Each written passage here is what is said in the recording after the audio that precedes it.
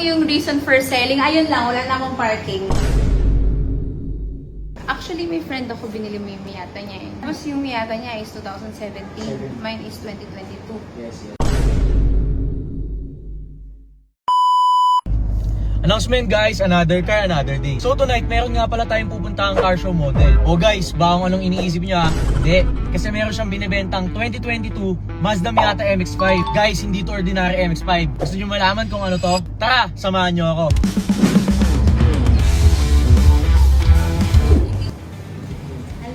Si Miss Kelly nga pala, siya yung owner ng Mazda Miata MX-5. So this 2022 year model, Mazda Miata MX-5. So sabi ko sa inyo kanina guys, hindi siya ordinary MX-5 kasi cherry top to. So difference na to, ito red yung Cherry top, so parang red yung color nung soft top siya sa Mazda. Yung mga normal na Miata kasi is black to, yung mga usual stock natin.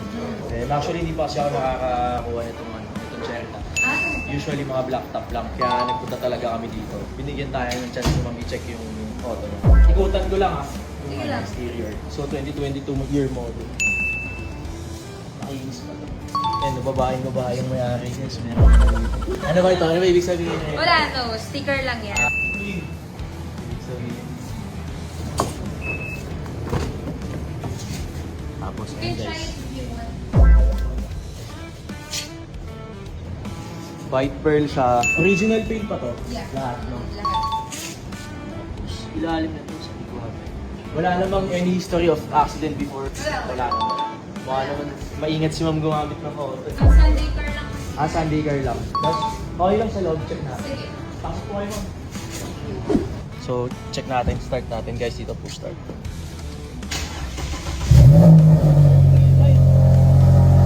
Naka full exhaust.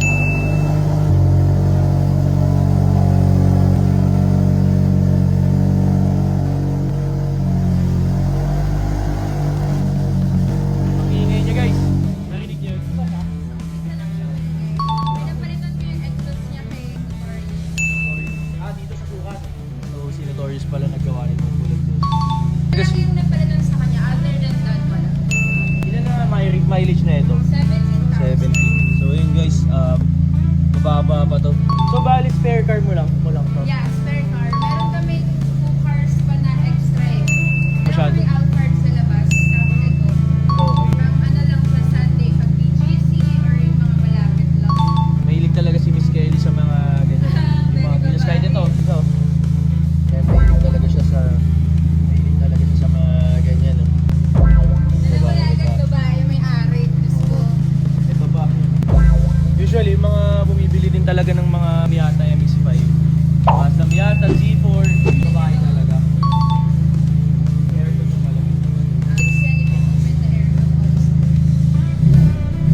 Okay lang, check ko yung engine bay. Yes.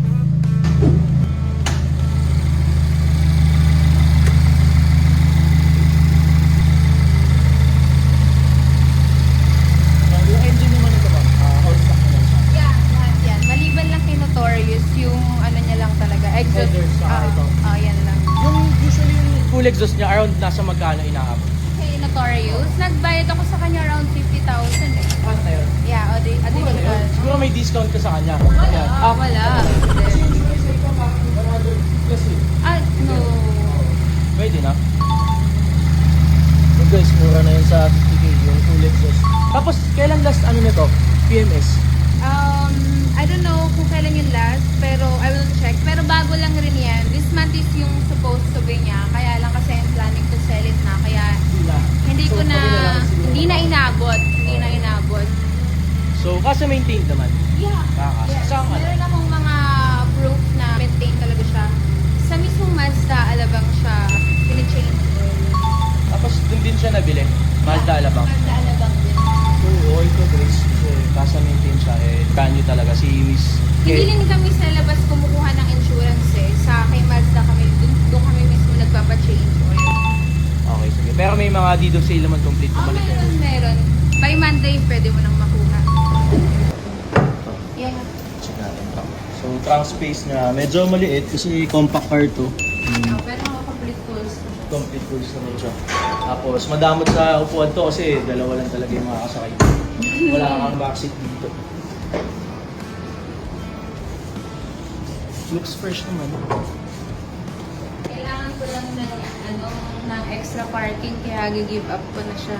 Though favorite car ko yan. So parang baby mo pala to. Oh, baby ko talaga. Ako lang din gumamit na. Anong ipapalit mo pala if ever? Pag bumili kasi akong Benz, so na ako, reserve na ako doon. So kailangan ko na siyang i-give up. Naka-reserve ka na ng bagong bang klase si Miss I don't Kelly. have parking anymore, so I have to give up one. Mercedes-Benz. Meron ka lang isang unit doon. Meron na. Kukunin na lang. Pag Kaya i-out mo to. pull out na siya, at least may parking na yung isa. Kasi bigyan mo naman kami sa labas. Dami. Wala na kami mapaglagyan. Hindi pa dumadating yung isa. Pero dito, wala talaga nakapark. Meron. Meron. Meron na. So, kailangan nyo umalis para makapark yung bago. Okay. Guys, ibang klaseng problema ni ma'am, no? Wala nang mapaglagyan ng Kaya sasakyan. magtatanong yung reason for selling. Ayun lang, wala na akong parking. Kaya kunin nyo na, guys. Saka makakita. Ang reason for selling, wala nang mapaglagyan ng... Oo, wala na talaga. Sige, pwede na to. All goods naman ako sa unit. Alis wala naman akong chechigan dito. Magkano ba asking price mo dito? Ako talaga talagang asking price. Kasi 2022 to, so mataas pa yung market value niya sa marketplace. Pag 2022, mataas pa talaga yan. Tapos ilan lang tinakbo niya, di ba? So, goods pa talaga siya. Sabi naman yun, wala na ba kaming discount doon? Galing pa ako ng QC. Bumiyahe pa kami. Baka pwede pa mabawasan sa... Well, yeah. Pwede naman, pwede. Pwede naman pag-usapan. Kaya ba ng ano? Deal na! Ay, talaga boss. Sobrang layo ng ayun. Hindi talaga. Actually kasi, syempre, ayun, nanonood din naman si ma'am ng mga vlogs natin. And nag-message sa page natin. Yun, sabi naman, syempre para at least kahit pa paano, meron din kaming profit na konti pagkabibenta namin. Magkano? Actually, may friend ako, binili mo yung Miata niya eh. Yes, oo, si Miss Kathleen. Si Miss Kathleen, oo. Tapos yung Miata niya is 2017. Mine is 2022. Dito siya. The sa kanya. difference, diba? Ang laki. Kahit sa ano sana, Miss Kelly. Para sana mag-gain pa din kami ng profit kahit pa paano. Wait lang. Cash on hand naman Ibigay yan. mo na. Pero wala tayong mag-usap. Darling, mahal na mahal ko ito. Diyos ko. Aalagaan naman namin to. Aalagaan naman namin to eh. Ibigay mo na ng alam mo yan. Di ba? Cash na oh. Taas Tonight na. ang taas ng ano ko dito. Ang taas ng offer ko dito before. Ang baba ko na binibenta.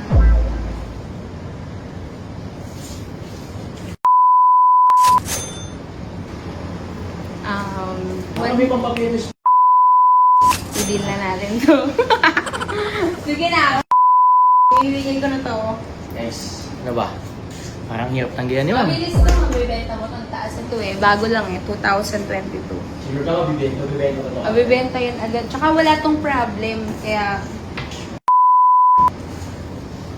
Wow ah. Salamat ka. Kaya mo yan. Dinadaan tayo ni ma'am sa mga smiley niya eh. Sige. Kaya yan. Sige. Done deal. Sige. Thank you, guys, so pinuyot natin si Miss Kathleen. 12:30 na. Pero thank you dahil napagbigyan ko kanina. Wait lang, kunin ko lang yung payment mo. Sige.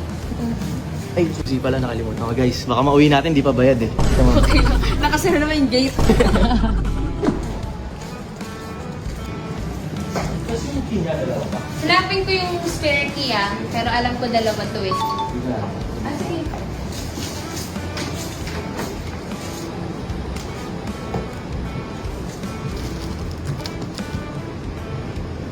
Actually, kung nakita ko yung vlog mo before sa friend ko, alam ko na kung kanino ko ibabagsak tong car na to. Pero that time, hindi ka pa decided na ibenta. Hindi pa. Pero sabi ko, if ever, alam ko na kanino ko ibabagsak tong car na to. That was last year or 2 years ago? Last year. Last year, di ba? Sabi ko, shit, ipagbabagsakan na ako ito. Fast lang. So yun guys, alam niyo na yung mga nagbebenta ng kotse dyan. Trusted. Diba, hassle free lang. Message nyo lang yung page namin pagka may mga binibenta kayong kotse. Kahit hindi sports car, kahit normal na kotse, binibili namin yan. So ito yung payment natin. And then, online ko na lang sa'yo yung, yung remaining. No problem. Thank you. Sige. Thank you. F2A Cars. Legit.